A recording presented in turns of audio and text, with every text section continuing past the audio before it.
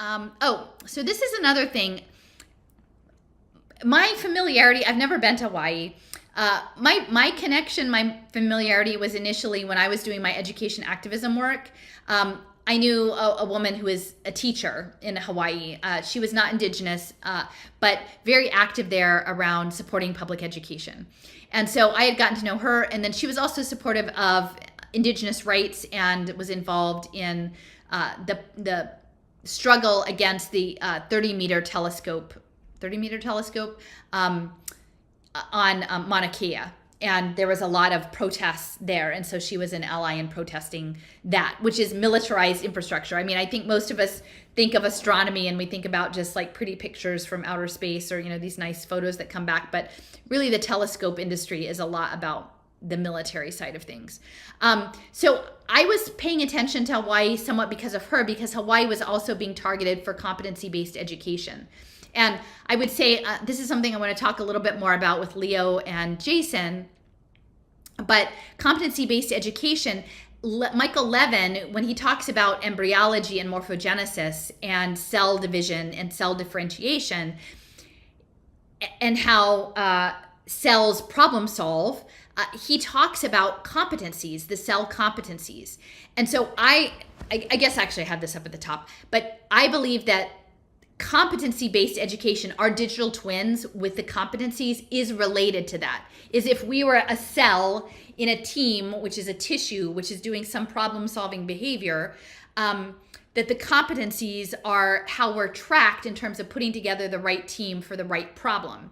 And so the adoption of educational technology in Hawaii was really strong, but again, they were pushing back against the normal high stakes. I mean, there was still the normal high stakes testing, but it was transitioning towards project-based learning where you're going to get these data points about social emotional learning and team building skills. And they were specifically also focused on indigenous cultural schools, mostly charter schools.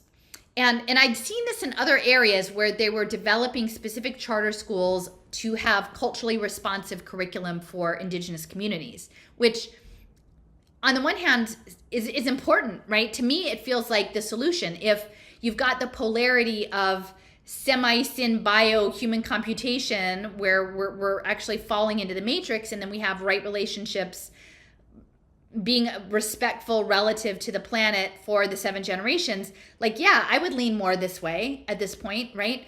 Why is it that charter schools are doing that? And I think actually it's because indigenous culture is, if you are looking for complex systems, a group, a culture that inherently was good at dealing with complexity, indigenous cultures would be that, because that is right relationship, is how are you in relation, not just to a buffalo or to a team seed plant or to yarrow or to or to the clouds or to the waters, to a river. It is all those things, and that is the system. And so indigenous knowledges look at things from a view that today they would call systems theory, systems thinking, right? But they don't call it that. But I can see if you were a systems theory manager, that would be very interesting to you to get that hooked into how you want to use it in the world, right? And so I feel like that push towards indigeneity and competencies is connected to that. So anyway, so I was looking at ed tech, and again, I've been looking a lot at game design, video game mechanics. And at the time I was looking at this organization called the Entertainment Software Association. This is a panel, oh gosh, I don't have the date on this, a number of years ago. It's The Future is Gaming panel, the transformative power of video games as a platform for education, health, and social impact. And for many years, I would look at that and I just took it at face value, right? I was looking at social impact and the data analytics for creating these derivatives products. And creating a global surveillance state, right, for digital information. I wasn't actually looking at it for collective problem solving, which is, I think, what it is. And I think if you look at the crypto gaming industry, that is, the crypto gaming industry is important because if you're doing team problem solving in a space, if it's on a distributed ledger, you have a permanent record. And it's what you're doing is comparing it against a fitness landscape and doing prediction modeling.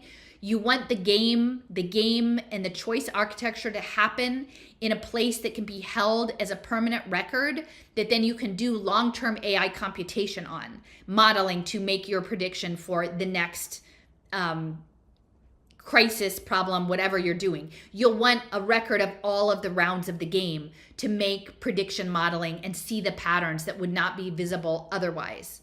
And so that's why I think that the video game industry is moving into blockchain. It's not just so you can own your assets, right, and transfer your virtual items, or build up the competencies in your avatars, which it is that, but I think it's larger for the system dynamics that they want a record for all of that. So the Entertainment Software Association is a major lobbying group for the industry, and here is this is 6 years ago. So what would that be? 2017? The Reality Caucus launch. So Daryl Issa, who I believe is connected to Ohio. So Ohio is all of what we know about Ohio, right? Rockefellers and Battelle and all of that. So Daryl Issa, who had a background in technology, he launched a Reality Caucus to educate Congress about extended reality and issues for extended reality. Again, leaning into the gaming space. And this is just an article talking about, so May of 2017, congressional representatives create a reality caucus. One of the other co-sponsors of that was Suzanne DelBene, and she came out of Microsoft, and she was a congresswoman from Washington State. So they are chairing they were chairing the Reality Caucus 6 years ago. Now, I have a dissertation, and it's interesting because it's actually out of Florida State, because Florida is a center for gaming, military gaming, right? And this was, I guess, actually maybe it's just a paper. Jennifer Profit, PhD, and Margot Suska, PhD from Florida State College of Communication and Information. It's the title of their paper is "Follow the Money: The Entertainment Software Association Attack on Video Game Regulation." And so again, they're talking about it in a pretty straightforward way about the revolving door of influence between the gaming industries and politics. And here we have, there's a quote where they're talking about registered lobbyists for the Entertainment Software Association. And in 2007, it included Ken Inouye, son of Senator Daniel Inouye from Hawaii.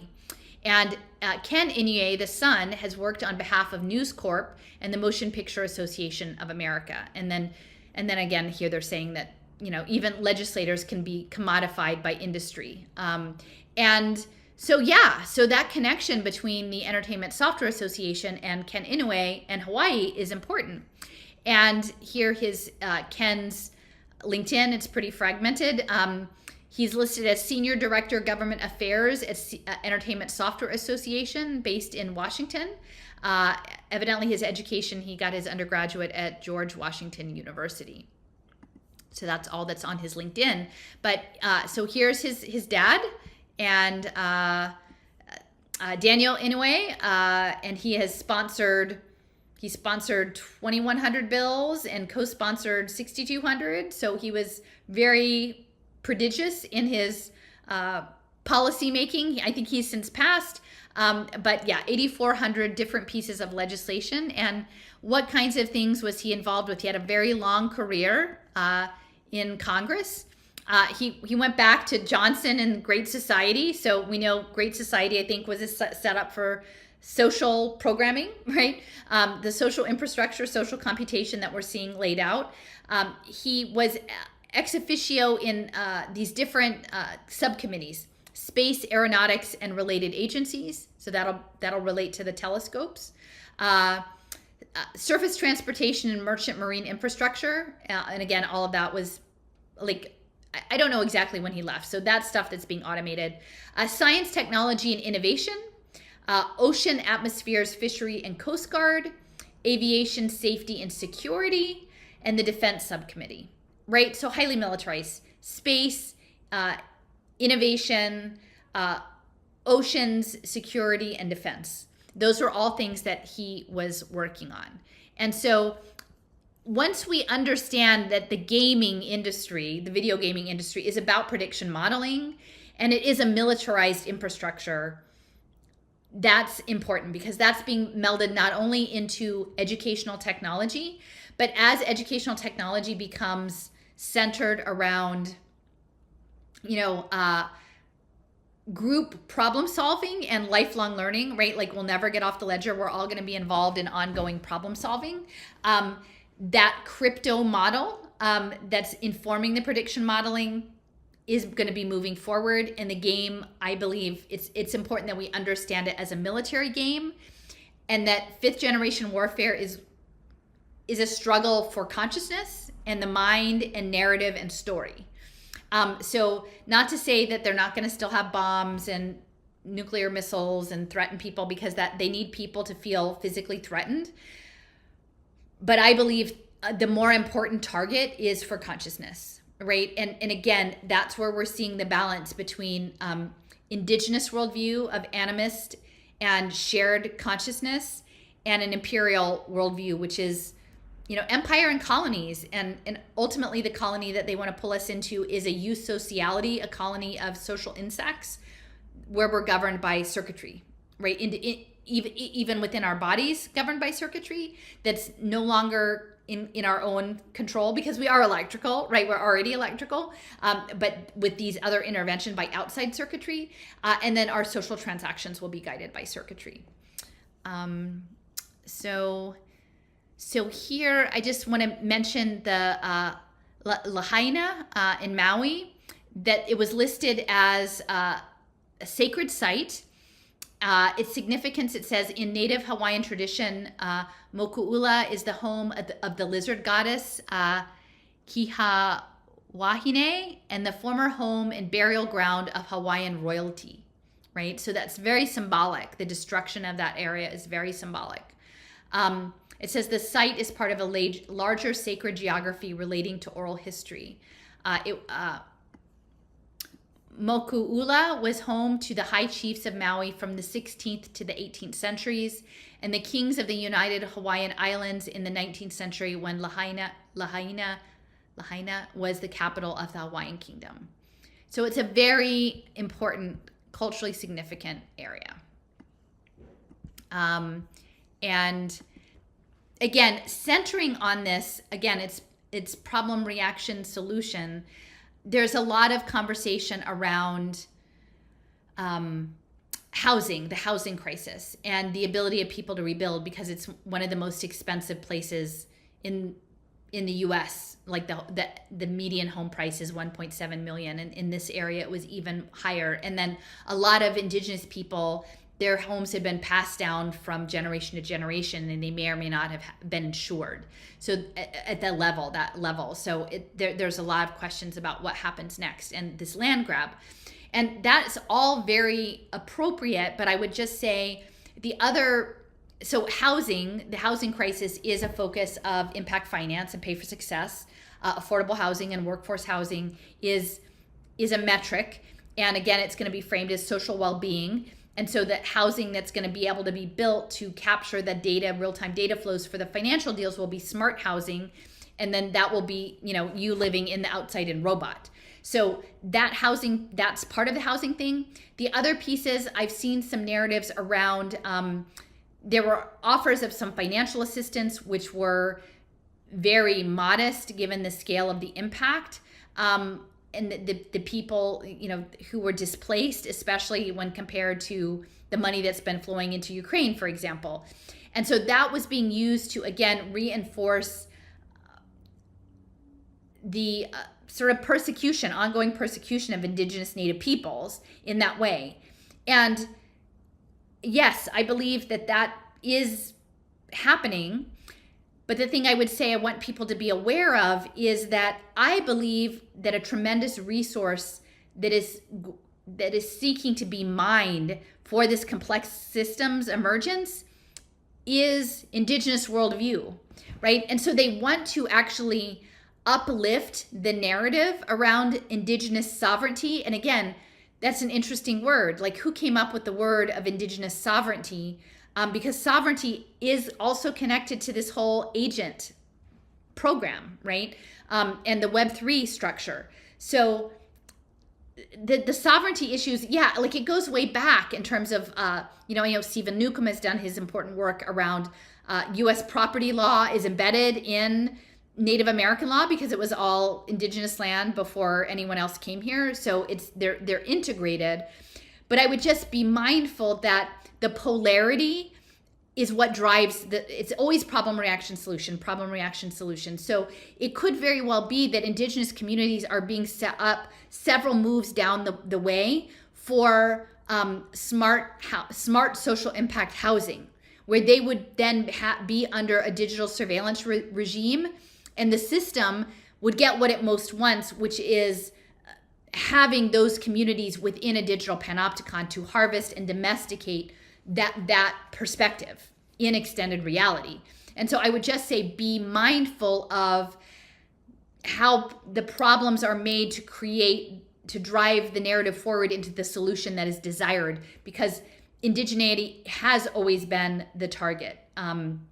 Attempted cultural erasure and hijacking, and I think it's not so much erasure anymore, but it is uplift and then harnessing it into the Web3 that is going to be coming. So again, talking about displacement and that the Lahaina is the sacred place in the cultural capital. So symbolically very, very important. And here is the Washington Post talking about the housing crisis, and that they might not be insured at the proper level, and that about the housing affordability. And very interesting is that we have an advertisement that's in the screenshot there. Normally I wipe those out, but this one's right in the middle, but it's for Catholic Relief Services, which is one of the leaders in disaster and social impact finance space. So, and of course, Washington Post is owned by Bezos. So you've got that. And so I'm just reinforcing that the militarization also applies to, is throughout the kingdom, right? And, hat tip to my friend, Drew, who is in Tucson, and she's a descendant of the Hawaiian kingdom. And she was running for office in Arizona. And part of her platform was raising awareness that the Hawaiian kingdom was illegally overthrown and occupied as illegal occupation, pretty much. So the militarization is incumbent on the fact that it is beyond the military strategic position in the Pacific, that it is an illegal occupation ultimately. So the militarization of the land, that's been the subject of a lot of research study. And there has been contesting of that militarization and that occupation throughout the 20th century, right? And so this is, I just have a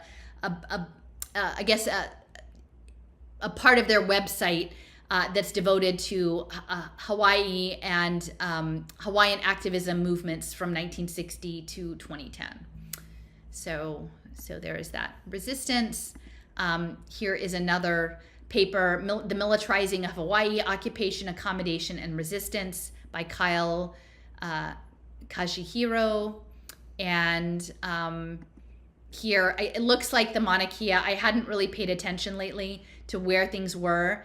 And it's sad. It looks like the 30-meter telescope may be going ahead, but they may be removing some older telescopes. And again, they've appointed some indigenous people to the review committee. So the telescope people are saying that, counting that as a win. But the sacred nature of that land and the inappropriate presence of all the telescopes is something that there was very strong prayerful pushback to that. And there was a lot of solidarity among indigenous people on the mainland as well. And allies, including the woman who was the teacher that I knew, in support of opposing the installation of these telescopes on Mauna Kea, which is a sacred mountain.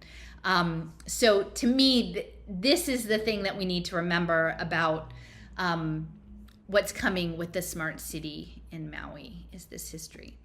And then, so then we have some